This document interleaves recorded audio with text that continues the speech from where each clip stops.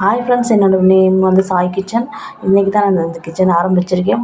உங்களை நம்பி தான் ஆரம்பிச்சிருக்கேன். சப்போர்ட் பண்ணுங்கள், சப்ஸ்கிரைப் பண்ணுங்கள். இன்றைக்கி கருவாட்டு குழம்பு செய்கிறேன். எப்படி செய்கிறேன்னு பார்ப்போமா?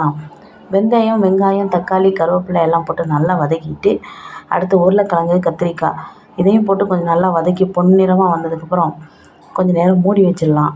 மூடி வச்சுட்டு அடுத்து பார்த்திங்கன்னா புளிக்கரைசல் எடுத்துக்கணும். புளிக்கரைசல் எடுத்துகிட்டு அதுக்குள்ளே மிளகாத்தூள், மல்லித்தூள், மஞ்சத்தூள் எல்லாம் போட்டு நல்லா கரைச்சி வச்சுட்டு, நம்ம போட்டிருந்த கத்திரிக்காய் இதெல்லாம் உருளைக்கிழங்கு வெந்ததுக்கப்புறம் அதை ஓப்பன் பண்ணி அதில் கொஞ்சம் நல்லா ஊற்றி விட்டோம்னா நல்லா வெந்துக்கிட்டுருக்கும். அந்த கேப்பில் கருவாடெல்லாம் கழுவிக்கணும். இப்போ புளி கரைசலை ஊற்றிக்கலாம் ஃப்ரெண்ட்ஸ். நல்லா ஊற்றிக்கிட்டு கிண்டி விட்டுக்கலாம். நான் இப்போ வச்ச குழம்பு பார்த்திங்கன்னா 2 பேத்துக்கு தான். எனக்கு என் ஹஸ்பண்டுக்கு மட்டும்தான் வச்சுருக்கேன். பாப்பாவுக்கு ரசம் வச்சுருக்கோம். அதனால் அவள் சாப்பிட மாட்டாள் கருவாடு குழம்புலாம். உப்பு போட்டுட்டு ஸ்மெல் அவளுக்கு பிடிக்காது. மூடி வச்சிடலாம். மூடி வச்சுட்டு நல்லா கொதிச்சதுக்கப்புறம் திறந்து பார்த்தோம்னா நல்லா கொதி வந்திருக்கும்.